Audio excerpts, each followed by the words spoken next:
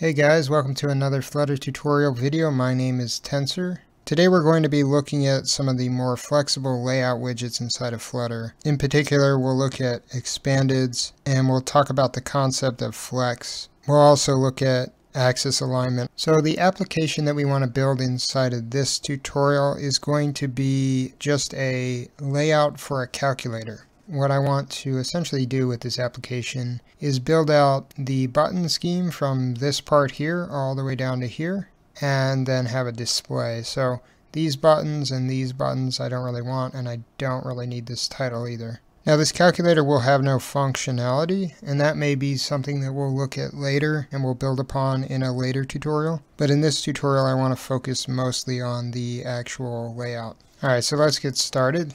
We need to build out our material app widget. In our material app, we'll just give it a title of calculator layout. And then I'm going to add a property that we haven't really looked at before, and that's debug show checked mode banner. If you've ever noticed when we've built our Flutter applications, there's sort of a banner in the corner that says debug mode. This property allows us to remove that banner. So all you really have to do is put it into your material app widget and then put in false for the value. After that, we'll have our theme data with the primary swatch of colors blue-gray, and then we'll point our home towards our calculator class. We want this to be a stateful widget, even though we're not going to have any kind of functionality in this calculator. So naturally we follow the pattern that we've followed many times before, and that is to create a class that extends stateful widget, and then create a class that extends the state with our stateful widget inside of it. We are going to put an input string that we can manually change inside of the code, and this will be the string that shows up inside of our display. Something simple like 20 plus 30, so that we can see the size of the text and how it looks inside of our display. If you were actually going to build out the logic of the calculator, you'd probably add 2 to 3 more strings, as well as a few other global variables. Okay, so now let's build out our build function. Inside of our build widget, we'll start with our scaffold, and then we'll have an app bar with just a title that says calculator in it. Then we want to have a column for our body. If we come back to the calculator layout, you can see that everything inside of this calculator is essentially inside of a column, and inside of that column we have multiple rows of things.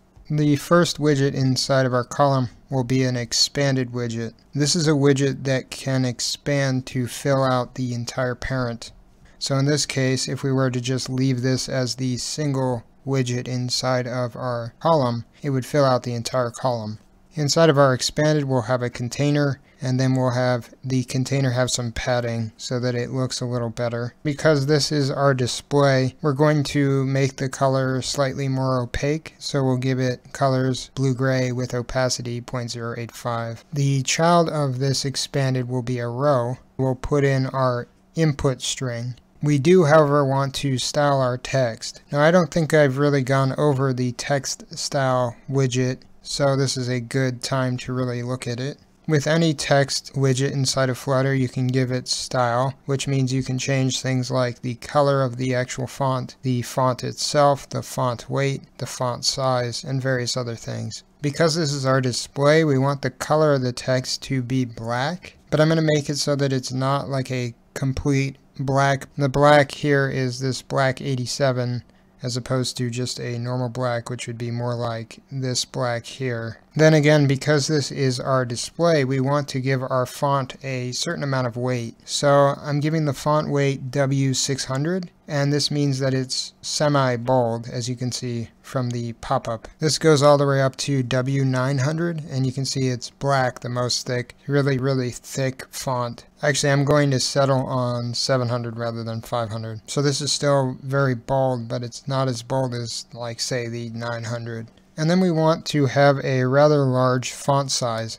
So I'll give this a 48 font size. Here we have our application. You can see the font is nice and thick and nice and black, and it's very eye-catching, which is kind of the point. However, because we're using an expanded, and because there's nothing else inside of our column, the entire container is quite literally taking up the entire column. And of course this looks nothing like a calculator. This should be up at the top. To accomplish this, we're going to add another expanded in here, And you can see as soon as I save it, we get this error. And that's because it doesn't have the properties that we need for it to properly work. Mainly, it needs to have a container inside of it. And we're also going to give it a property called flex. And you can see as soon as I put the container and I put the property of flex to 5, it pushes our text all the way up to the top.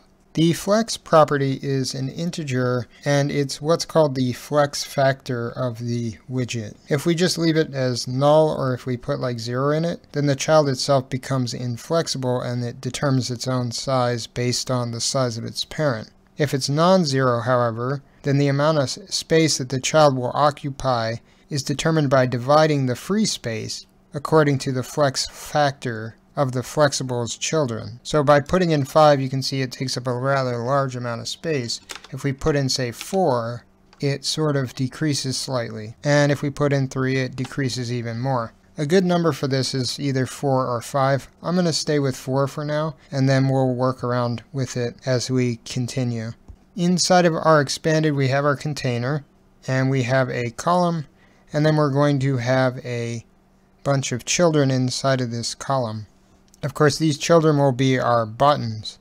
So let's actually make it so that our buttons are called by calling another function. The way that this will work is we'll create a function that will take in a string, and then we'll split up the string into a list of strings, and then we'll iterate through that list of strings and create a button for each of the characters inside of it. We can accomplish this by taking our string row and then splitting it for every character by passing in an empty string. So this splits our characters based on the pattern that we pass into it. Because we're passing in no pattern, it means just split at every character, and then it passes back a list. Then inside of this function, we'll return an expanded as our main root widget, and then we'll have our flex of the expanded be 1.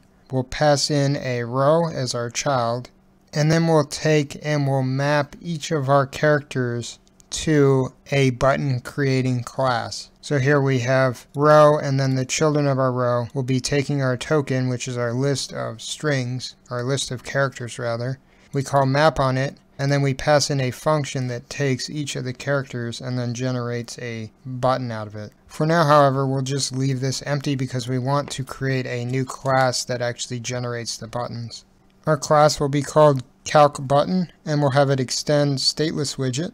Inside of the constructor for this class, we want to pass in the key value because that's the way our map is working. We're passing in each of our strings, and then we're using those strings to build out our button. Again, we're going to use our root widget as an expanded. This one will also have flex 1. The child of our expanded will be a flat button.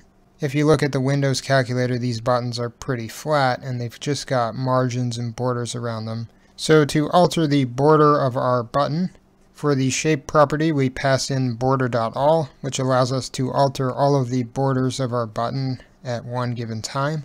We'll make it so that the border is gray, and we'll give the border a 2 pixel size, and then we want the border style to be solid. The top of the button itself is going to be white, so we'll have a gray border with a white button, and then we'll have a dark black text on top of the button. So for inside of the button, we make a child type text, and we pass in the key value string, and then for the style, we'll give it a font weight of normal, which is just the regular font. We'll give it a font size of 36, and then we'll also give it a colors of black 54.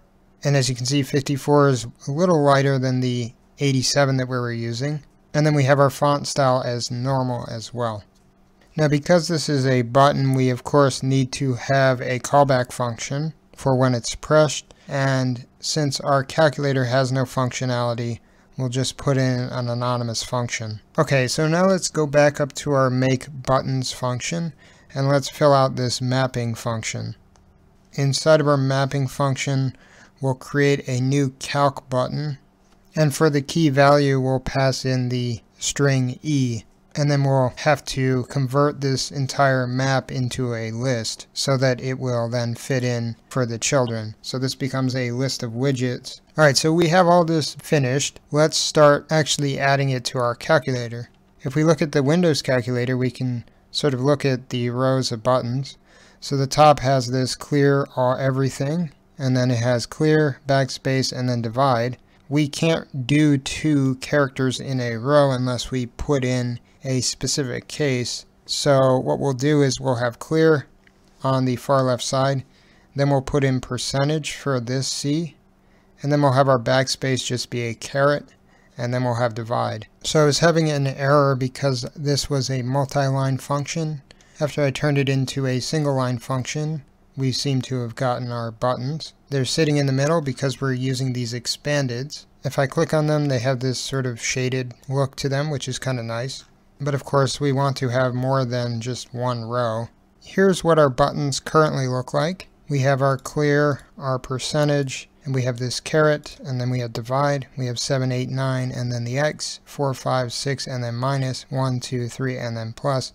And then we have underscore, 0, dot, and then equal. Now, obviously, these are not fitting in that well, and that's because our axis alignment is kind of strange. So what we want to do is we want to have these stretch vertically so that they touch one another. We accomplish this by fixing it inside of our make buttons row. Because we want the rows to sort of stretch up and touch one another, we add in the cross-axis alignment.